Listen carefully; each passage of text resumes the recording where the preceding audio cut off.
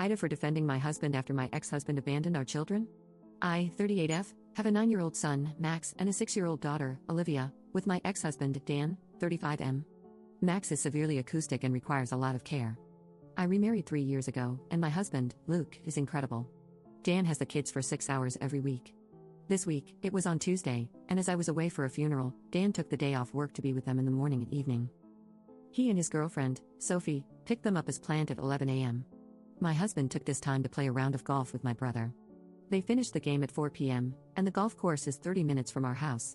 I got a call at exactly 5 p.m. from Sophie, screaming at me about abandoning my kids. I was confused and eventually realized Luke wasn't home yet, so I told her where the spare key was, and they could wait for Luke to come home inside. Unfortunately, Luke's car stopped working on the motorway, and he was in a complete dead zone with no coverage. He was able to call emergency services, but nothing else would connect. When the police arrived, the first thing he did was ask if someone could contact Dan to tell him what happened. Sophie was already on the phone to the police, reporting me and my husband for child abandonment. They said one of us should have been there and that Dan doesn't feel safe inside our home. So, they left the kids inside our home, and the police needed to go and save our kids and arrest us. The police officer speaking to them told them multiple times to turn around and that they were the ones who had abandoned them. Throughout this time, I'm receiving messages from Dan saying how unfair this was on him and Sophie, and that I'm a terrible parent for leaving them with Luke. At this point, I didn't actually know what was going on. All I knew is that Luke wasn't home, but Dan had found the spare key. At no point did he tell me that they had left the kids alone. Luke got in touch with me via the police, and I arranged for a friend to go there as soon as she could, but the police already had a unit there after the call with Sophie. After this, I decided to try and get his 6 hours a week taken away. I've given him so much leeway over the years, and this was my limit. Our son is dependent on an adult, and our daughter is 6, and the only thing he would say to defend himself is, well, I kept up my side of the agreement by bringing them back after 6 hours.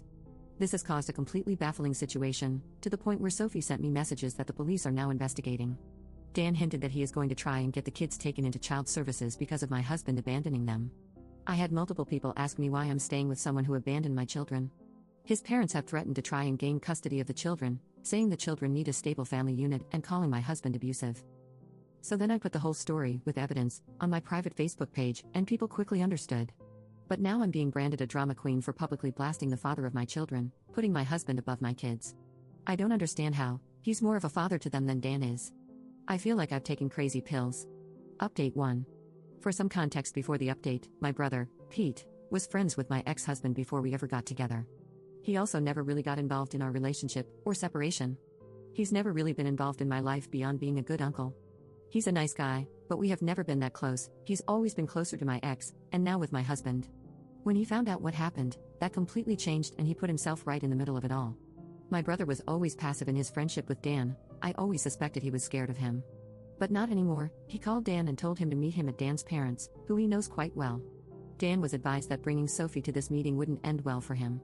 I don't know exactly what was said, but the result of their conversation is that Dan's parents are going no contact with him. I don't like them, they've never liked me, but I've never doubted they loved my kids, and would protect them with their lives. Pete did tell me that Dan made it clear he wouldn't break up with Sophie under any circumstances, even if it meant he wouldn't be able to see his kids. Pete explained what happened to my ex's in-laws, that the version of events I posted was true, and went through the evidence. Dan argued and complained until his dad told him to leave. I think the fact that my brother, who was known for caring about booze, women, and sports and nothing else, took this so seriously got the grandparents to wake up. I spoke to them, and although their apology was barely worth hearing, we came to an understanding. I'm not going to allow any visits between Dan/Sophie and my children going forward. Our agreement was informal, no court orders or anything. If he wants to see them, he will have to fight for it, which I know he won't. Those 6 hours a week are now going to be with his parents, on the condition that if they allow Dan to be around the kids, even once, they will be cut off from our lives. They were fine with this. Today came, and they picked the kids up and spent the day with them. They called me after 5 hours and asked if they could bring them back an hour later than planned. They were having a lot of fun painting, and the kids wanted to finish what they were doing. No problem, thanks for checking. I cannot stress enough how much I dislike them, but knowing my kids are with people who want to be with them is such a good feeling. Dan didn't even text me to ask if he was going to have his scheduled time today. I spoke to a police officer yesterday about the messages sent to me by Sophie. I'm going to gloss over some details for reasons, but they are moving forward with an investigation. There's a continued pattern of behavior, and it has been escalating. She's made some very specific threats, and over the weekend, she sent me a message that contained information she would only know if she had followed me to where I was at the time. Luke has set up external cameras on our house, including making sure our cars are covered by cameras at all times. Our neighbors know what happened last week, so they're going to keep a lookout for her as well. I feel awful that I let this person be around my kids for almost a year. I let her be around them but didn't know her well enough to spot that she was capable of behavior like this. I spoke to Olivia to ask what she thought of Sophie, and she said she was grumpy and not fun, but nothing to indicate she hurt them or anything. This reaction to the whole situation is just unhinged. Luke has been a star through this. He's made sure the kids know he loves spending time with them. Olivia calls him daddy anyway, but she knew she was abandoned last week and he's shown her that he's here for her. He's always loved Max and been amazing with him, but I know he's found it difficult to connect. He asked for advice, and I told him just to try things he enjoys and see if Max engages. Well, Max spent 5 hours on Sunday with a golf putter in his hand, hitting a ball to the putting machine thing Luke has in the garage, and apparently, he's a natural. So, I'm now reevaluating my life. Living with one golf obsessive was barely manageable, 2 maybe more than I can endure. Update 2. Since my previous posts, everything has mostly been resolved.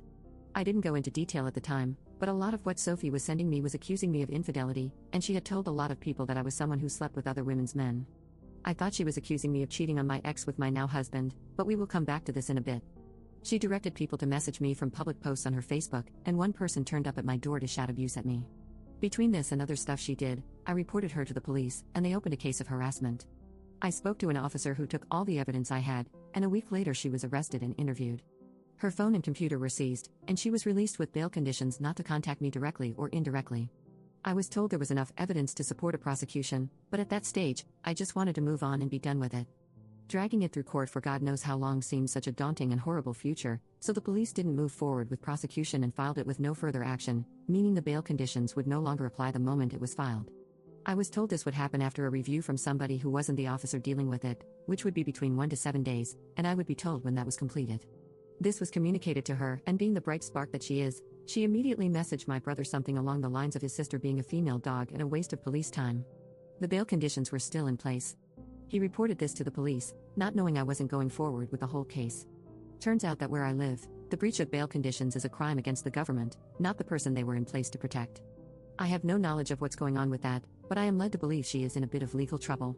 After she was interviewed, I was informed of what was said about all of this to the police, bringing everything full circle to the original incident that led to all this. Turns out Sophie and my ex were in a relationship for almost 2 years while we were still married, with it ending around the time my 6-year-old daughter was born, and then they reconnected in the last year or so. I had no clue this happened. I'm actually weirdly impressed he hid it so well. Sophie was under the impression we split up a year into their relationship, and didn't know we had a son while they were together. When they reconnected, he told her we had 2 kids, which she wasn't happy about but forgave him. The thing is, my ex told her that my daughter is 8, but she's only 6. He was covering up lying to her all those years ago about separating from me. I guess this was easier than telling her that not only were we together for the 2nd year of their relationship, but we had a child in that time frame. I don't know what his long-term plan for this lie was.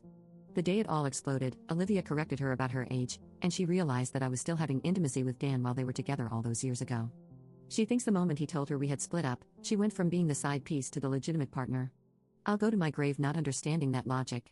Anyway, she hit the roof and refused to be around his loved child anymore, which led to the whole issue at my house in the first post. Luckily, she didn't say any of this in front of Olivia. Dan is still with her.